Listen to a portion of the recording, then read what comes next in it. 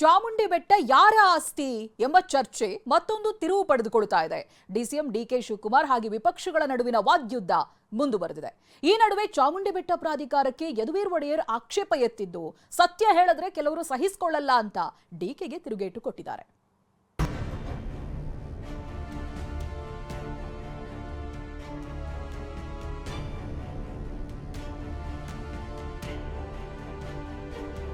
ಬಾನು ಮುಷ್ತಾಕ್ ಮೈಸೂರು ದಸರಾ ಉದ್ಘಾಟಕರಾಗಿ ಆಯ್ಕೆಯಾದ ಬಗ್ಗೆ ರಾಜಕೀಯ ಚರ್ಚೆ ಶುರುವಾಗಿತ್ತು.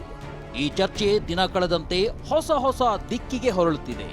ಧಾರ್ಮಿಕ ಆಚರಣೆ, ನಂಬಿಕೆ ಅಂತಿದ್ದ ಮಾತುಗಳೀಗ ಚಾಮುಂಡಿ ಬೆಟ್ಟ ಅದ್ಯಾರ ಆಸ್ತಿ ಎನ್ನುವವರೆಗೆ ಬಂದು ನಿಂತಿದೆ. ಇನ್ನೂ ಒಂದು ಹೆಜ್ಜೆ ಮುಂದೆ ಚಾಮುಂಡಿ ಬೆಟ್ಟ ಪ್ರಾಧಿಕಾರದ ಚರ್ಚೆಯು ಇದಕ್ಕೆ ತಳುಕು ಹಾಕಿಕೊಂಡಿದೆ. ಇದನ್ನ ಸವಿಸ್ತಾರವಾಗಿ ಹೇಳ್ತೀವಿ. ಅದಕ್ಕೂ ಮುನ್ನ ಚಾಮುಂಡಿ ಆಸ್ತಿ ಕುರಿತ ಚರ್ಚೆ ಬಗ್ಗೆ ತೋರಿಸ್ತೀವಿ ನೋಡಿ. ಬಾನು ಮುಷ್ತಾಕ್ ಆಯ್ಕೆಯನ್ನ ಬಿಜೆಪಿ ವಿರೋಧ ಮಾಡಿತ್ತು. ಇಷ್ಟೇ ಯಾಕೆ, ಚಾಮುಂಡಿ ಬೆಟ್ಟವನ್ನ ಬಾನು ಹತ್ತಲೇಬಾರದು ಅಂತ ಆಗ್ರಹವನ್ನು ಮಾಡಿತ್ತು. ಆದ್ರೆ ಹೇಳಿಕೆಗೆ ಕೆರಳಿದ್ದ ಡಿಸಿಎಂ ಡಿಕೆ ಬೆಟ್ಟ ಹಿಂದೂಗಳ ಆಸ್ತಿಯಲ್ಲ ಎಂಬ ಮಾತನಾಡಿದ್ರು.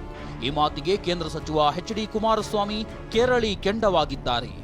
ಇದೊಂದು ಉದ್ದಟತನದ ಹೇಳಿಕೆ, ಸರ್ಕಾರಕ್ಕೆ ಕುತ್ತು ಬರೋದು ಗ್ಯಾರಂಟಿ ಅಂತಿದ್ದಾರೆ. ಚಾಮುಂಡಿ ಬೆಟ್ಟ, ಚಾಮುಂಡಿ ದೇವರು ಎಲ್ಲಾ ಧರ್ಮದವರಿಗಿದೆ, ಹಿಂದೂಗಳ ಆಸ್ತಿ ಏನಲ್ಲ.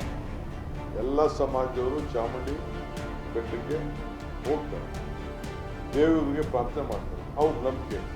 ನಾವು ಇದಕ್ಕೆ ಹೋಗ್ತೀವಪ್ಪ, ಮಸೀದಿಗಳಿಗೆ ಹೋಗ್ತೀವಿ, ಚರ್ಚ್ಗಳಿಗೆ ಹೋಗ್ತೀವಿ, ನಮ್ಮ ಬಸ್ಸಿಗಳಿಗೆ ಹೋಗ್ತೀವಿ, ಜೈನ್ ಟೆಂಪಲ್ಗೆ ಹೋಗ್ತೀವಿ, ಗುರುದ್ವಾರಾಗೆ ಹೋಗ್ತೀವಿ.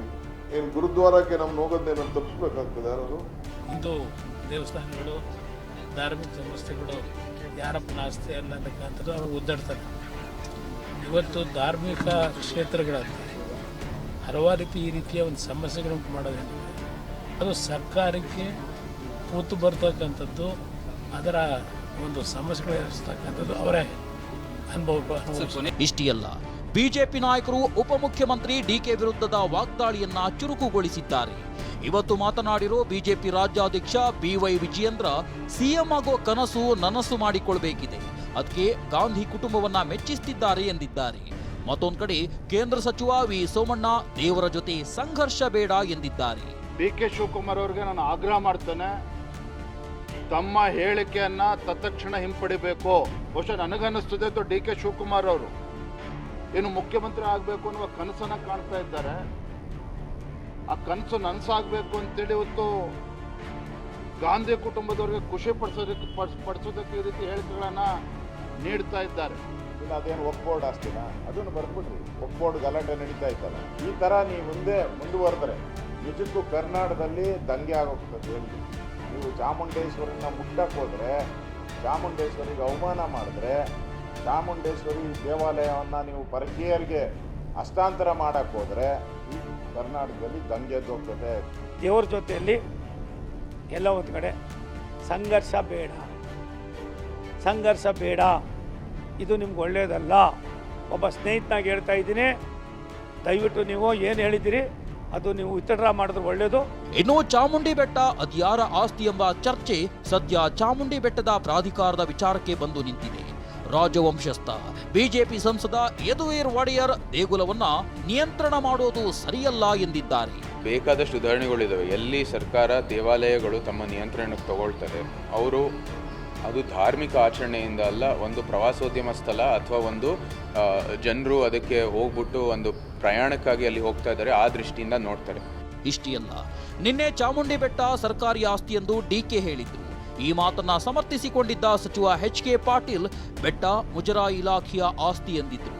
ಇದಕ್ಕೆ ರಾಜವಂಶಸ್ಥೆ ಪ್ರಮೋದಾದೇವಿ ಅಸಮಾಧಾನ ಹೊರಹಾಕಿದ್ದಾರೆ. ಹಿಂದೂ ದೇಗುಲ ಅಲ್ಲದಿದ್ರೆ ಮುಜರಾಯಿ ಇಲಾಖೆಯಡಿ ತರುತ್ತಿರಲಿಲ್ಲ ಎಂದು ಮಾಧ್ಯಮ ಪ್ರಕಟಣೆ ಹೊರಡಿಸಿದ್ದಾರೆ. ಈ ವರ್ಷ ಸರ್ಕಾರ ನಡೆಸಲು ಉದ್ದೇಶಿಸಿರುವ ದಸರಾ ಆಚರಣೆಗಳು ವಿಶೇಷವಾಗಿ ಚಾಮುಂಡಿ ಬೆಟ್ಟದ ಮೇಲಿರುವ ಪವಿತ್ರ ಚಾಮುಂಡೇಶ್ವರಿ ದೇವಸ್ಥಾನದ ಸುತ್ತ ರಾಜಕೀಯವೂ ನಡೀತಾ ಇರೋದ್ರಿಂದ ತೀವ್ರ ಬೇಸರದಿಂದ ನಾನಿದನ್ನ ಬರೀತಾ ಇದ್ದೇನೆ. ಈ ವರ್ಷದ ನಾಡಹಬ್ಬ ಉದ್ಘಾಟನೆ ಪ್ರತಿಭಟನೆಗೆ ಆಹ್ವಾನಿಸಲಾದ ಗಣ್ಯರ ಆಯ್ಕೆಯು ಸಂಘರ್ಷದ ಅಭಿಪ್ರಾಯಗಳಿಗೆ ಕಾರಣವಾಗಿದೆ. ಚಾಮುಂಡೇಶ್ವರಿ ದೇವಸ್ಥಾನ ಹಿಂದೂಗಳಿಗೆ ಸೇರಿಲ್ಲ ಎಂಬಂತಹ ಅಸಂವೇದನಾಶೀಲ ಹೇಳಿಕೆಗಳು ಅನಗತ್ಯ ಮತ್ತು ತಪ್ಪಿಸಬಹುದಾದವು. ಅದು ಹಿಂದೂ ದೇವಸ್ಥಾನವಲ್ಲದಿದ್ದರೆ ಅದನ್ನ ಮುಜರಾಯಿ ಇಲಾಖೆಯ ಅಡಿಯಲ್ಲಿ ತರುತ್ತಿರಲಿಲ್ಲ. ಸರ್ಕಾರವು ಆಯೋಜಿಸಿರುವಂತಹ ಆಚರಣೆಗಳು ಧಾರ್ಮಿಕ ಸ್ವರೂಪದ್ದಾಗಿಲ್ಲ. ಆದರೆ ನಾವು ಧಾರ್ಮಿಕ ಆಚರಣೆಗಳನ್ನ ಖಾಸಗಿಯಾಗಿ ಆಚರಿಸುತ್ತಲೇ ಇರುತ್ತೇವೆ. ಸರ್ಕಾರ ಕೂಡ ಸಾಂಸ್ಕೃತಿಕ ಆಚರಣೆಗಳನ್ನ ಅರಮನೆಯ ಮುಂದೆ ಆಯೋಜಿಸುತ್ತೆ. ಎರಡು ಆಚರಣೆಯಿಂದ ಗೊಂದಲ ಆಗದಿರಲಿ ಎಂದು ಪ್ರತ್ಯೇಕ ಸಮಯ ನಿಗದಿ ಮಾಡಲಾಗಿದೆ. ಈ ಎಲ್ಲಾ ಟೀಕೆಗಳಿಗೆ ಡಿಕೆ ತಿರುಗೇಟು ಕೊಟ್ಟಿದ್ದಾರೆ. ನಾನು ಕೆಲವು ಸತ್ಯಗಳನ್ನ ಹೇಳಿದ್ರೆ ಕೆಲವರು ಸಹಿಸಿಕೊಳ್ಳುತ್ತಿಲ್ಲ. ಪ್ರಮೋದಾದೇವಿ ಮತ್ತು ಯದುವೀರ್ ಒಡೆಯರ್ ಇರಬಹುದು ಎಂದಿದ್ದಾರೆ. ನಾನು ಕೆಲವು ಸತ್ಯಗಳು ಹೇಳಿದ್ರೆ ಕೆಲವರಿಗೆ ಸಹಿಸಲ್ಲ. ಪ್ರಮೋದೇವಿ ದೇವ್ರಿಗೂ ಇರ್ಬೋದು, ಯದುವೀರ್ ಇರ್ಬೋದು, ಅಸೆಂಬ್ಲಿಲಿ ಇರ್ಬೋದು, ಏನು ಹೇಳಿದ್ರು ಕೂಡ ಅದಕ್ಕೆ ಬರೀ ತಪ್ಪು ಕಂಡುಹಿಡಿಯೋದೇ ಒಂದು ದೊಡ್ಡ ಕೆಲಸ. ಸೊ ಅದಕ್ಕೆ ನಾನು ಬೆಟರ್ ನಾಟ್ ಸ್ಪೀಕ್. ಬೇರೆ ಲೀಡರ್ಸ್ ಇದ್ದಾರೆ, ಬೇರೆ ಇವ್ರನ್ನ ಸ್ಪೋಕ್ಸ್ಮನ್ಸ್ ಇದ್ದಾರೆ, ಅವ್ರ ಹತ್ರ ಮಾತಾಡ್ತಾರೆ. ಹೀಗೆ ಬಾನು ಮುಷ್ತಾಕ್ ಆಯ್ಕೆ ವಿಚಾರವಾಗಿ ಶುರುವಾದ ಚರ್ಚೆ ಚಾಮುಂಡಿ ಬೆಟ್ಟವನ್ನ ಸುತ್ತಿಕೊಂಡಿದೆ. ನಾಯಕರು ವಾಗ್ಯುದ್ಧಕ್ಕೆ ಡಿಕೆ ಮಾತನ್ನೇ ಅಸ್ತ್ರವಾಗಿ ಬಳಸಿಕೊಳ್ತಿದ್ದಾರೆ. Bureau report, ಟಿವಿ9.